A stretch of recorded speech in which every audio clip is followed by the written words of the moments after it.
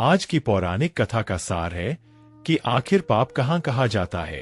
इसी संदर्भ में एक बार एक ऋषि ने सोचा कि लोग पाप धोने के लिए सभी लोग गंगा जाते हैं। ऐसे में सारे पाप गंगा में ही समा जाते हैं। इस तरह तो गंगा भी पापी हो जाएगी। उस ऋषि ने यह जानने के लिए आखिर पाप जाता कहाँ है, तपस्या की। तपस्या करने के फलस्वरूप देवगण प्रकट हुए। तब ऋषि ने उनसे पूछा कि गंगा में जो पाप धोया जाता है वह कहाँ जाता है।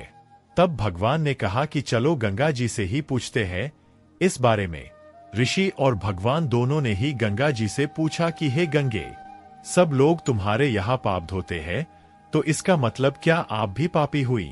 तब गंगा ने कहा कि मैं कैसे पापी होगा, मैं तो सभी पाप लेकर समुद्र को अर्पित कर देती हूँ। इसके बाद ऋषि और भगवान समुद्र के पास गए और उनसे पूछा कि हे सागर, गंगा सभी पाप आपको अर्पित कर देती है, तो क्या आप पापी हो गए? तब समुद्र ने कहा कि वो कैसे पापी हुआ, वो सभी पाप को भाप बनाकर बादल बना देता है। अब ऋषि और भगवान दोनों ही बादल के पास गए, उनसे पूछा कि हे बादल, समुद्र पापों को भाप बनाकर बादल बना देते हैं, तो क्या आप पापी हुए?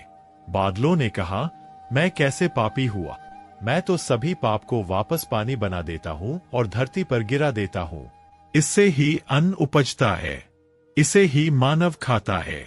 उस अन्न में जो अन्न जिस मानसिक स्थिति से उगाया जाता है और जिस वृत्ति से प्राप्त किया जाता है और जिस मानसिक अवस्था में खाया जाता है, उसी के आधार पर मानव की मानसिकता बनती है। यही कारण है कि कहा जाता है कि जैसा खाए अन्न वैसा बनता मन।